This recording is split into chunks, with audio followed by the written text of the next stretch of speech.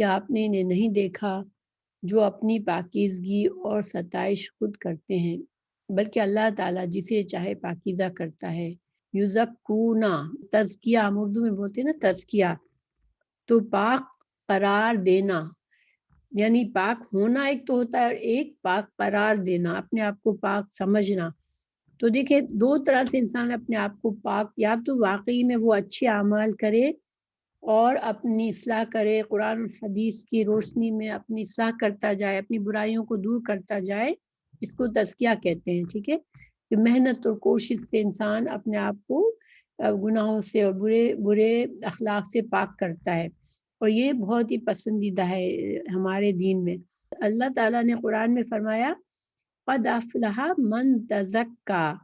یہ سورہ اعلیٰ کی آیت نمبر 14 میں اللہ تعالیٰ نے فرمایا کہ جس نے تزکیہ نفس کیا وہ فلاح پا گیا۔ لیکن اسی طرح دوسری جگہ فرمایا سورہ نجم میں آیت نمبر 22 میں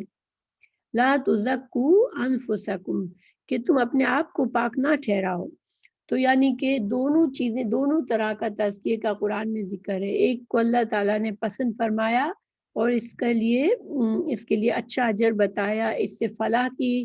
خوشخبری سنائی کہ وہ کامیاب ہو جائے گا، اور لیکن دوسری طرح کا جو اپنے آپ کو بڑی بڑی باتیں کر کے اپنے آپ کو بہتر ثابت کرنا، بڑا اپنی تعریفیں خود کرنا، یہ سخت ناپسندیدہ ہے، اور اس سے اللہ سبحانہ تعالیٰ ناپسند فرماتا ہے۔ اور بندوں میں بھی ظاہری باتیں ایسے لوگوں کی کو پسند نہیں کیا جاتا، کچھ ہی عرصے میں پتہ چل جاتا ہے کہ یہ ہر وقت اپنی بڑی باتیں کرتے رہتے ہیں۔